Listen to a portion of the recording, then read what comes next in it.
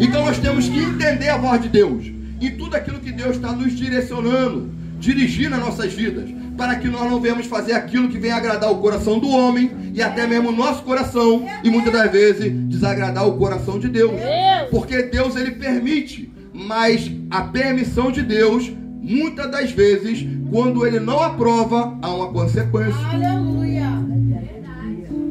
Nós entendemos nesse texto e em muitos outros textos que o inimigo das nossas almas, ele sempre vai usar alguém, alguma situação, para me intimidar e te intimidar, para me afrontar e te afrontar, para tentar me paralisar e te paralisar. Foi dado alguns testemunhos aqui, e o testemunho que me marcou foi o testemunho da irmã Mariane, porque o inimigo, ele usou não uma pessoa, mas ele usou um sistema para fazer com que ela viesse parar, retroceder.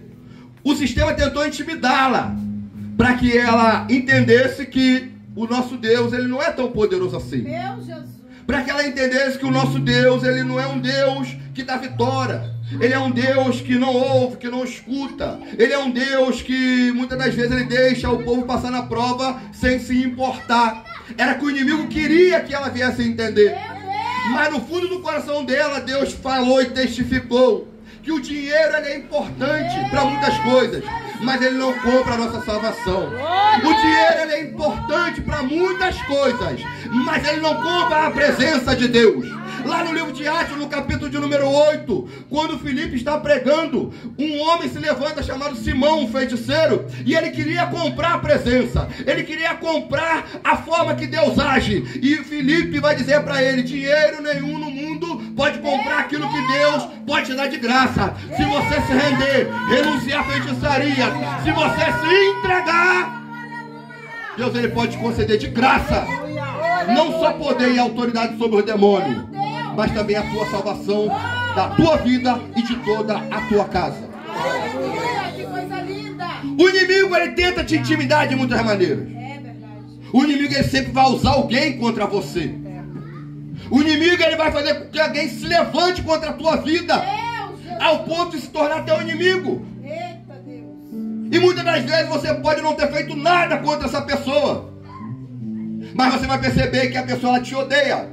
Ela tem algo contra você. Ela tenta te paralisar, mas não é por ela, é o que está nela. Meu Deus. Muitas das vezes você chega em casa depois de um culto abençoado, e quando você sai daqui convicto, quando você chegar em casa, o marido vai estar mudado, o filho vai estar mudado, vai estar tudo em ordem. Quando você chega em casa, muitas das vezes o marido se levanta, o filho se levanta, você recebe notícia que você não queria, que não estava preparado. E muitas das vezes o inimigo ele se levanta para que você venha muitas das vezes duvidar da tua fé e do Deus que você serve. Só que o nosso Deus, ele é um Deus que ele é o Todo-Poderoso. De Gênesis a Apocalipse. Em Gênesis tem fogo, Êxodo tem fogo, Levítico tem fogo, Número tem fogo, Deuteronômio tem fogo, Josué tem fogo. De Gênesis a Apocalipse, Deus, ele é fogo consumidor. Deus, ele nunca perdeu uma batalha e jamais ele perderá. Em todo versículo da Bíblia, você nunca vai ver um Deus derrotado. Você pode ver alguém passando por prova, por peleja, por dificuldade, por deserto, por vento, por turbulência, por tempestade, mas você nunca vai ver um justo desamparado, nem a sua descendência mendigar o pão. Você nunca vai encontrar um Deus derrotado na Bíblia. No livro de Isaías, capítulo 43, verso 13, no verso 10, no verso 11, já vai dizer algo interessante, porque ele vai dizer assim: vós sois as minhas testemunhas, a quem eu escolhi, para que saibais, me creais e entendais que eu sou o mesmo. Antes de mim, Deus nenhum se formou, depois de mim, nenhum haverá. Eu sou o Senhor, e fora de mim não há Salvador. Ainda antes que houvesse dia, eu sou. E não há ninguém que possa escapar das minhas mãos. Operando eu, quem impedirá? O nosso Deus, ele é todo poderoso. Glória a Deus. Ele não perde batalha e jamais perderá. Só que muitas das vezes Deus, ele te dá uma orientação, ele te dá uma direção, ele vai dizer, ó, é por aqui. Se você vai desviar para a direita ou para a esquerda, isso é contigo. Eita Deus! Dependendo da tua obediência ou da tua desobediência, vai ter bênção, mas vai ter consequência. Meu Deus! Deus, ele vai te dar uma direção, é por aqui. É por aqui, Senhor? É por aqui, mas eu não quero. Mas é por aqui. Eita glória! Lembra de Paulo e Silas? Eles queriam ir para um determinado lugar. E Deus falou, não. É para cá. Aí eles falaram, não, para cá eu não vou também. Eu vou para o outro lugar. Só que quando eles pensam em ir para outro lugar, o Espírito de Deus fala assim, também não é por aí. Deus, Jesus! É aqui. Aleluia! Aí eles obedecem. E quando eles obedecem, eles vão se deparar com uma mulher chamada Lídia, com um círculo de mulheres de oração. Eita glória! Aquelas mulheres, elas estavam orando, só que elas ainda não tinham o pleno conhecimento do verdadeiro Deus e a vida eterna. Eles não tinham o pleno conhecimento de Jesus Cristo ressurreto, aquele que pode salvar, curar, libertar, transformar e muito mais. Quando Paulo apresenta esse Jesus para elas, logo em seguida o texto vai dizer que Paulo batiza ela e todas aquelas mulheres. Aí Paulo está feliz, está entendendo? Olha, agora eu entendi o meu chamado. Não era para vir para lá, não era para vir para cá pregar para Lídia e batizar todas essas mulheres. Só que quando Paulo está caminhando, uma mulher com espírito de demônio vai acompanhando Paulo e vai dizer, Paulo, servo de Deus Altíssimo. Depois de muitos dias, Paulo se enfurece com aquilo ali, olha para aquela mulher e fala, espírito maligno, em nome de Jesus, eu te repreendo, sai dela. Aquela mulher, ela é liberta. E através daquela libertação, Paulo, ele é preso, ele é aprisionado, ele é escoteado, ele é humilhado, ele é esculachado naquele lugar.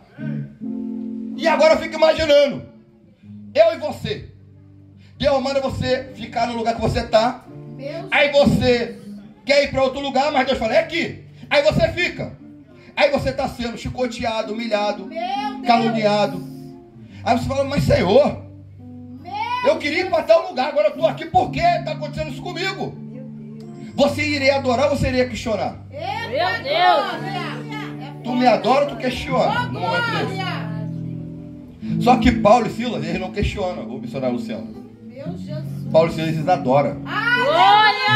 E dentro da prisão, eles estavam aprisionados com pés e mãos. Só que dentro da prisão, eles estão adorando, eles estão orando, eles estão jejuando, eles estão clamando o Deus do céu. E quando a irmã da glória para cima, Deus manda a glória para baixo. Quando a irmã da adoração para cima, Deus manda terremoto para baixo. Se você mandar a glória para cima, tem terremoto acontecendo na tua casa. Tem terremoto acontecendo na tua vida hoje. Por causa da obediência. Meu Deus. Glória a Deus. Isso não estava na programação. É assim que Deus O trabalha. texto vai dizer que Que coisa linda. nesse período que nós acabamos de ler, o rei Ezequias, e o texto é específico, e vai dizer que ele está no 14º ano do reinado dele. Só que quem antecede, diaconisa Andréia, o reinado de Ezequias é o seu pai, chamado Acais. E ele já tinha um combinado, eles já tinham Aleluia. Eles já tinham uma aliança de pagar tributo ao rei da Síria. Então, o pai deles já pagava o tributo. Porque assim Deus quis, Deus permitiu, Deus ordenou, por causa da rebeldia do povo de Israel. Ezequias pagou tributo 14 anos. Só que, dado momento, ele tem a brilhante ideia. Qual? Se aliançar com o Egito. Se aliançar com a Babilônia. Por quê? Porque o Egito e a Babilônia brilham também. Tem luz. Meu Deus. Pula, grita, roda, sapateia. Dá karatê. O Egito e a Babilônia também é legal. Então eu vou me aliançar com eles. E vou parar de pagar tributo para o rei da Síria. 14 anos eles pagando tributo. Só que em dado momento eles desobedecem e vão se aliançar com a Babilônia e com o Egito. Tem pessoas que estão há muito tempo no lugar, e quando conhecem pessoas diferentes, As pessoas diferentes, elas têm pensamentos diferentes, ideias diferentes, propósitos diferentes, ideais diferentes. Mas aquilo que é ideal para ele não é para você. Por quê? Porque você pode até fazer igual, mas tem consequência.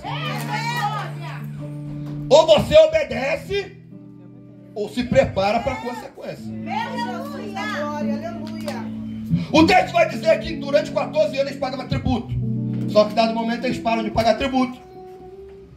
E o rei da Síria entende aquilo como uma afronta. Entende aquilo como um contra-ataque, como uma preparação de ataque. E o rei da Síria agora vai mandar mensageiros para Ezequias. E vai falar para Ezequias: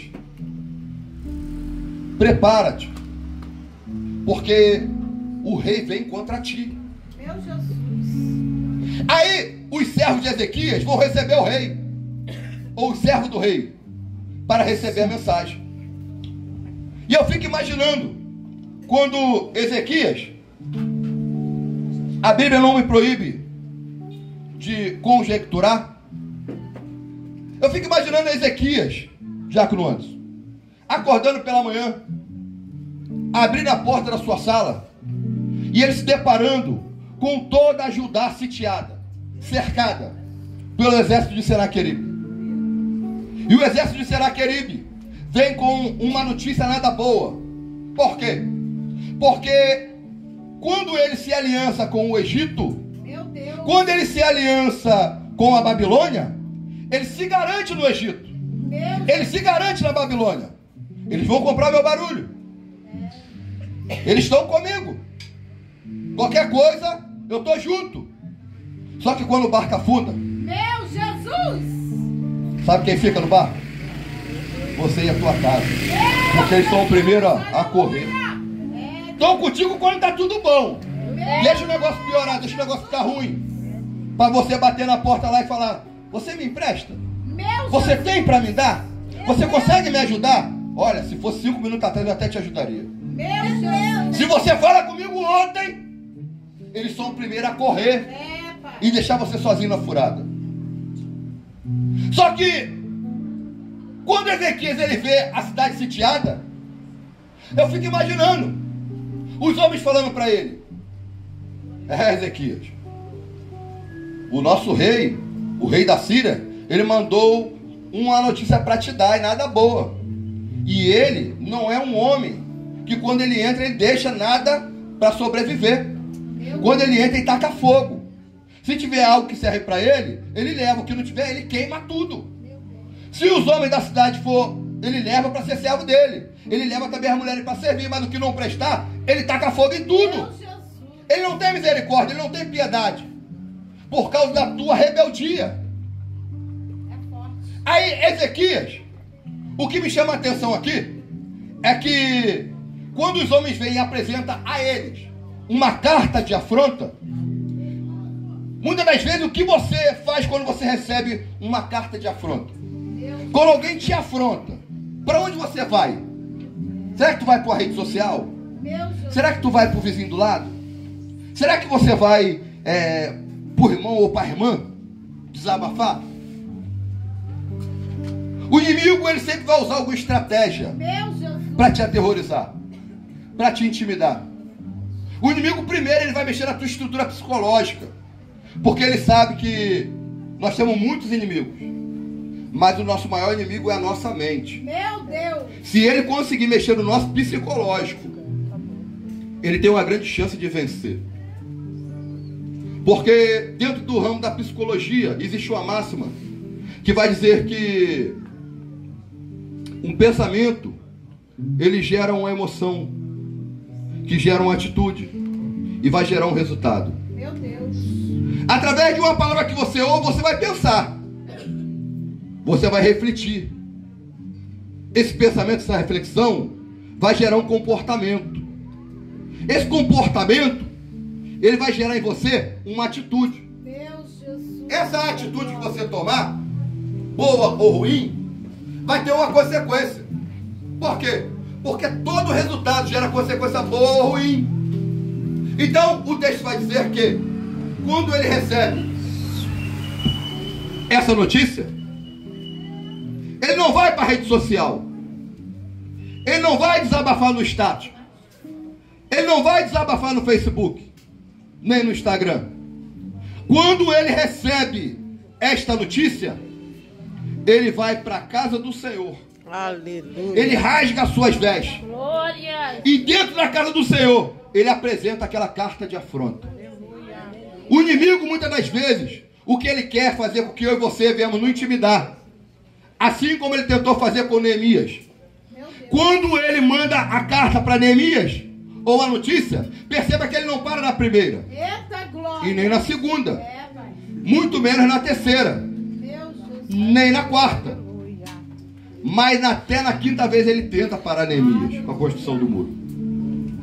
Isso me lembra uma vez que alguém queria comprar algo com meu pai. Ele não está mais aqui na terra, já foi embora. E ele queria comprar algo, mas para pagar na sexta-feira. Hein, Maria? Aí ele vai dizer assim: ô seu Jardim, eu queria algo, mas eu posso te pagar na terça-feira? Mas se eu não te pagar na terça, eu te pago na quarta. Mas se eu não te pagar na quarta, Eita. eu te pago na quinta. Mas se eu não te pagar na quinta, na sexta é certa, né? Deu uma tapinha no balcão. Não era mais fácil ele falar que ia pagar na sexta-feira?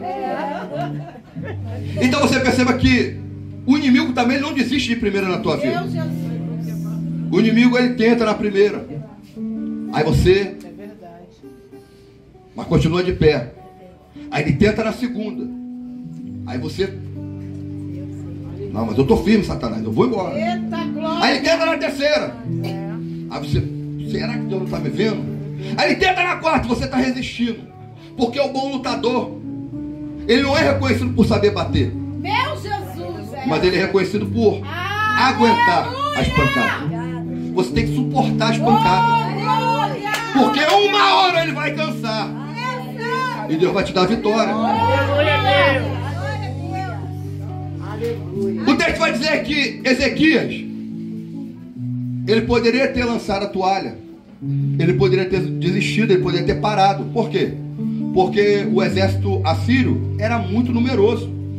Não tinha como bater de frente. Não tinha como lutar. O rei era tão altivo que ele vai dizer: você está confiando no faraó e no Egito? Meu Jesus. Trazendo para o dia de hoje, ou conjecturando, só porque Deus deu uma vitória a vocês contra ele, ele é fraco. Deus fez vocês ser vitoriosos sobre ele porque ele é fraco. Ele menosprezou o que Deus fez no Mar Vermelho. Ele menosprezou o que Deus fez sobre os israelitas. Ele menosprezou a Deus.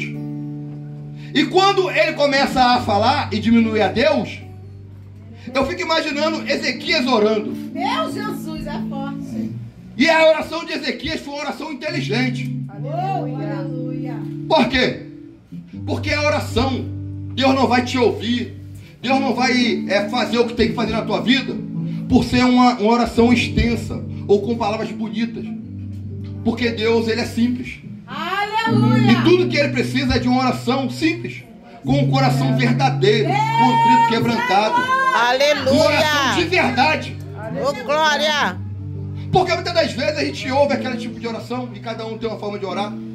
Mas você já percebeu aquela oração que até a tonalidade de voz muda? Senhor, meu Deus e meu Pai. E não é por isso que Deus vai te ouvir. Meu Jesus. Se você entrar no teu quarto, fechar a tua porta e conversar com o teu Pai em secreto, até mesmo sem abrir os teus lábios, Deus, ele ouve o teu pensamento, ele lê a linha do teu coração. Aleluia, aleluia, aleluia. Eu fico imaginando Ezequias orando a Deus, falando: Senhor, tu ouviste tudo que ele falou, Senhor. Ele trouxe carta para me afrontar. Só que ele não está afrontando a mim não, Senhor. Ele está afrontando o Senhor. Ele está dizendo que ele vai invadir a terra e vai acabar com tudo. Só que a terra não é minha. Meu Jesus. A terra é do Senhor. Aleluia. Ele está dizendo que vai entrar aqui porque o Senhor deu vitória diante de Faraó e do Egito. E que aquele povo era fraco. Mas ele não está menosprezando a mim. Ele está menosprezando o Senhor. A oração daquele homem foi tão inteligente, mas tão inteligente, que Deus se levanta do trono e fala: eu conheço o teu inimigo. Oh, Senhor, aleluia. Eu sei o deitar, eu sei o levantar dele. Eu sei onde ele se reúne para falar contra você. Eu sei onde ele está reunido agora, onde ele vai estar reunido depois. Eis que eu porei sobre o seu nariz um anzol, e sobre a sua boca um cabresto. E eu tenho uma palavra de Deus nessa noite para a tua vida. Se você quer levantar a mão para receber, pelo mesmo caminho que o teu inimigo se levantou contra você, ele vai voltar. Ô, glória! Glória! Aleluia! Por esses dias, eu trabalhava em uma empresa e eu era motorista de caminhão. E o inimigo, ele usa quem ele quer. E para tirar o crente do culto, para tirar o crente da presença, ele usa muitas das vezes até o teu trabalho, até o teu patrão. Muitas das vezes o crente, ele não tem opção. O patrão muda ele de horário. E ele deixa de vir ao culto uma vez, 2 vezes, uma semana, um mês. E quando vai ver, ele está frio. Ele não sabe mais o que é adorar, ele não sente mais a presença. Ele pode até ir à igreja, mas vai por ir, não sente mais a presença. Meu Deus! E durante esse mês, que foi um mês decisivo para mim,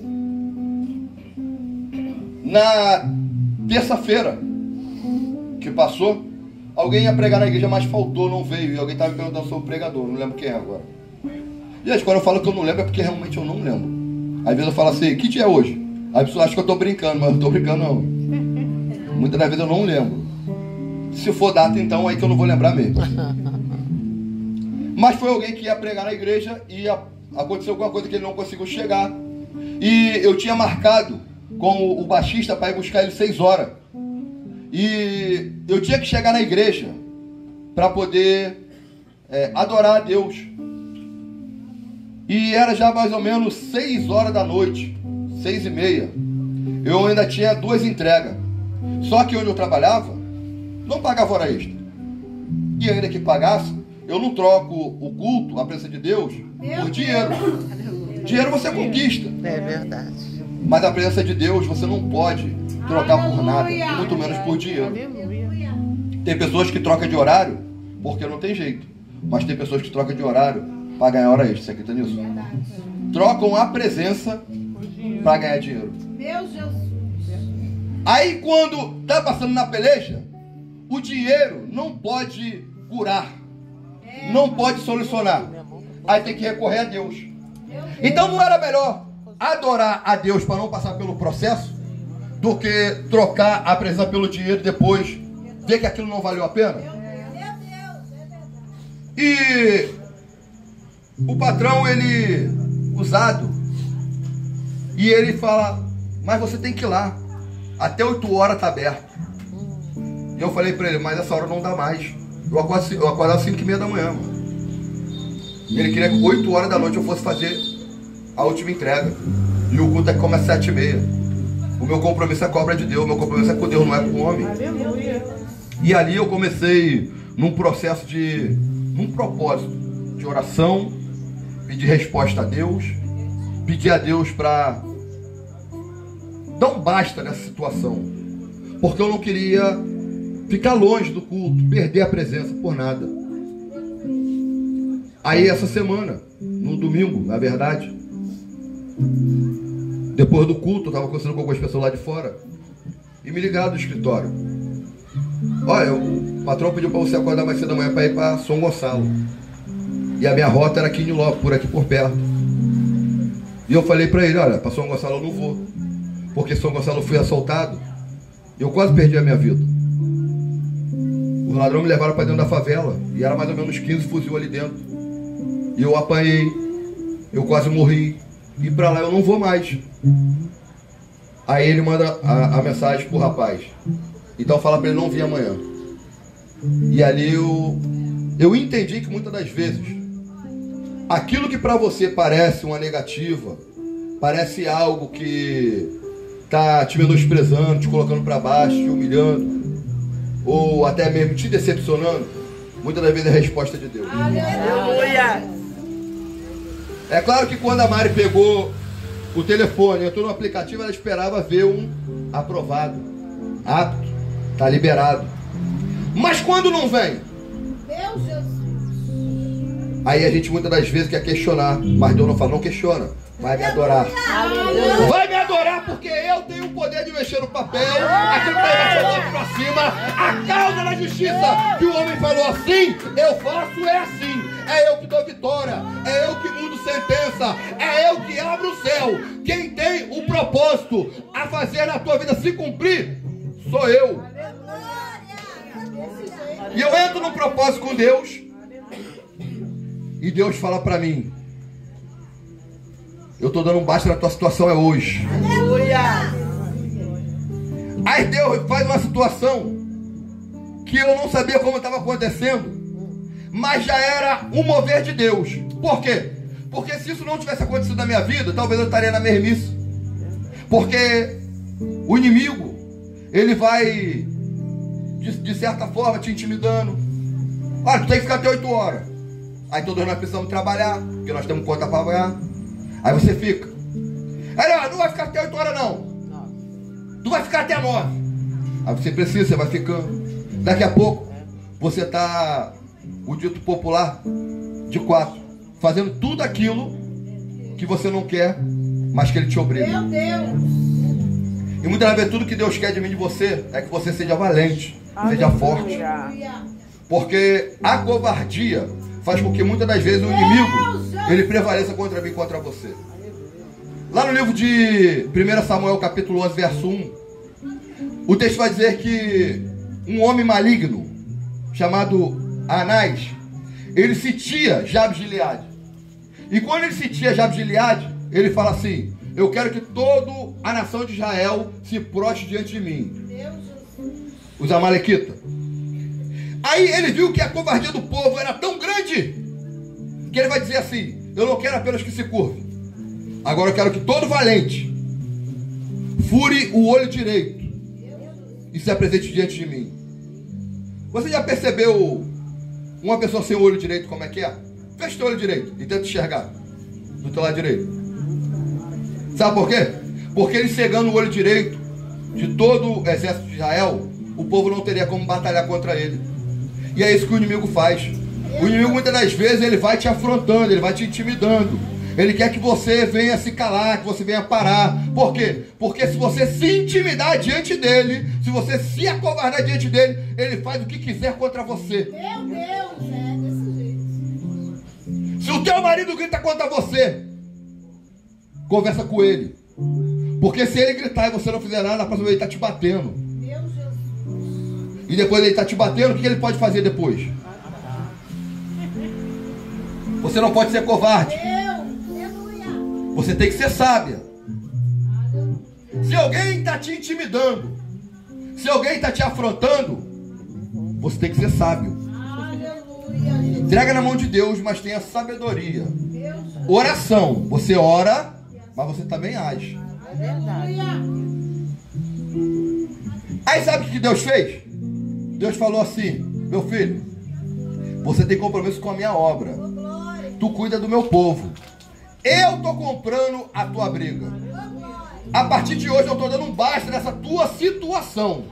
A partir de hoje você não vai trabalhar mais para o homem. A partir de hoje você vai trabalhar para mim. A partir de hoje eu estou te dando um caminhão. E você não vai precisar mais do caminhão dele. Glória a Deus, aleluia. Eu estou com a Bíblia assim para pagar, mas é meu. Eita glória. Por quê?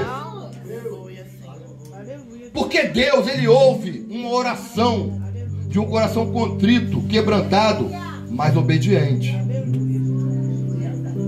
Talvez eu poderia fazer da minha maneira, do meu jeito, da minha forma. Poderia dar certo? É um risco, mas a consequência teria. Mas eu preferi fazer da vontade de Deus. E assim, eu e você precisamos aprender que não é do teu jeito, não é da tua maneira, não é com a tua força, não é com a tua inteligência, não é com a tua habilidade, mas é através da obediência, porque a obediência ela gera bênção. Só que Deus, ele dá vitória para Ezequiel e para o povo. Deus, ele dá um fim em todo aquele atrevimento do inimigo de Israel. E Deus está dando um fim no atrevimento do inimigo da tua vida nessa noite. Eu creio. O exército era numeroso contra a nação de Israel. Aí Deus fala assim: eu vou mostrar para ele que ele é pequeno e eu sou grande. Eu vou mostrar para ele que ele não tem poder nenhum. O Todo-Poderoso sou eu. Aí Deus envia um anjo só. E apenas um anjo vai matar 185 mil do exército assírio. Esse homem ele foge e volta para sua terra. E os seus próprios filhos matam ele. Por quê? Porque ele afrontou o Deus de Israel. Então quando alguém estiver te afrontando, entrega na mão de Deus. Fala para Deus: ele não está afrontando a mim não. Ele está afrontando é o Senhor, porque a minha vida eu entreguei ao Senhor. Se eu respondesse por mim, eu enfrentaria ele. Mas eu entreguei a minha vida para o Senhor, eu estou crucificado com o Senhor. Porque o apóstolo Paulo ele escreveu algo bem interessante. Ele disse assim: ó, eu estou crucificado com Cristo. Agora não vivo mais eu, mas Cristo vive em mim. Então nós temos que ter a mente de Cristo, os lábios de Cristo, a mentalidade de Cristo. E todo aquele que te afronta, todo aquele que te persegue, todo aquele que te intimida, todo aquele que te maltrata, está maltratando o próprio Deus. Mas você tem que ter sabedoria na tua oração. Senhor, ele não está maltratando a mim não, porque eu pertenço a ti. Ele está maltratando é o Senhor. Senhor, ele não está me machucando a mim não. Se fosse a mim, eu iria retrucar. Ele está machucando é o Senhor, porque eu entreguei a minha vida ao Senhor. Só que Ezequias, no início do capítulo, ele faz do jeito dele. E nem tudo aquilo que a terra ela bate palma, o céu aprova. Nem tudo aquilo que tem pulo, que tem grito, que tem roda-roda, que tem isso, que tem aquilo, Deus está lá do céu batendo palma, se agradando não. Mas ele permite, mas tem a consequência. Mais um pouco à frente, o profeta Isaías vai até Ezequias e vai dizer assim: Ezequias, Deus ele te deu vitória, perdoou o povo, livrou a nação da ameaça. Porém, põe a tua casa em ordem, porque certamente tu morrerás e não viverás. O texto vai dizer que aquele homem ele se humilha, ele chora.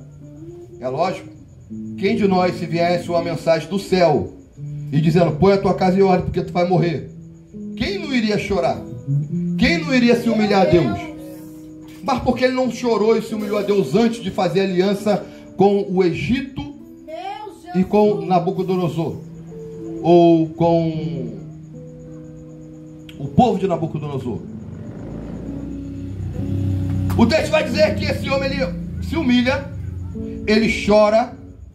Esse homem ele chora muitíssimo, e Deus vê sinceridade no coração dele e vai dizer assim: ó, eu estou mudando a sentença da tua vida hoje, por amor de mim. Volta lá, Isaías, e diz a ele que eu estou acrescentando mais 15 anos a ele, porque hoje ele aprendeu a se humilhar a mim, pediu socorro a mim, ele aprendeu a fazer aliança comigo. E Deus dá vitória ao rei Ezequias. E Deus está te dando vitória nessa noite. E que você possa sair daqui com essa mensagem gravada na tábua do teu coração. Que quem luta contra você está lutando contra o próprio Deus. Então não use as tuas armas, use as armas de Deus. Não retruque, não dê o troco, não abra a boca, mas vai para o joelho e entrega a Deus toda a tua afronta sobre a tua vida.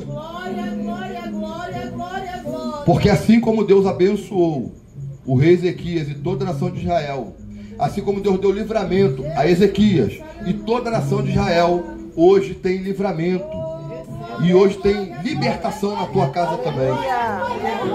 Hoje tem cura, hoje tem milagre. aquela flecha, aquela lança, tudo aquilo que estava preparado contra a nação de Israel, Deus cortou. E Deus está cortando lança, está cortando todo tipo de arma preparada contra a tua vida nessa noite. Nenhuma arma forjada, preparada contra a tua vida vai prosperar. E nenhuma língua que se levanta contra a tua vida vai prosperar. Mas Deus vai te usar naquele grande dia, no juízo.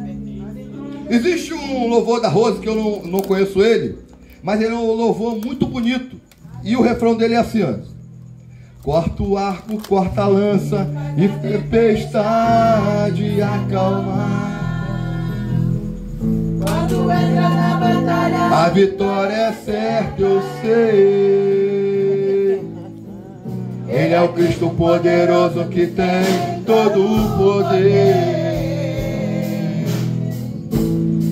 e nos dá força pra vencer. Ninguém gosta disso, não? A tua igreja vencerá. Tá gravando isso? Como ele venceu e sobre a morte triunfou. Jesus Cristo é o Senhor, poderoso, grande eu sou. Ele é o escudo de poder, quebra o arco e corta a lança e faz a tempestade. Ele acalma.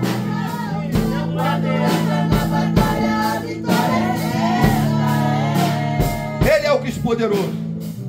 Ele é o Cristo poderoso que tem todo o poder, todo o poder, e te dá força pra vencer.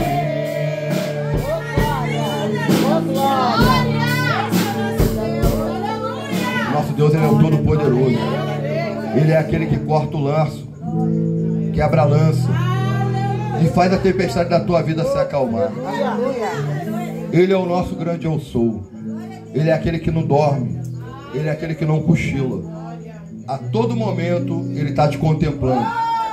Na maioria das vezes ele vai te dar uma direção, ele vai te dar as palavras que você deve obedecer, mas é você que vai percorrer o percurso da tua estrada. E ao longo da estrada ele vai lapidando, consertando. Então fica no caminho da obediência, porque na obediência tem bênção para a tua vida. Eu gostaria de estar convidando aqui a evangelista Viviane e a evangelista Edilene.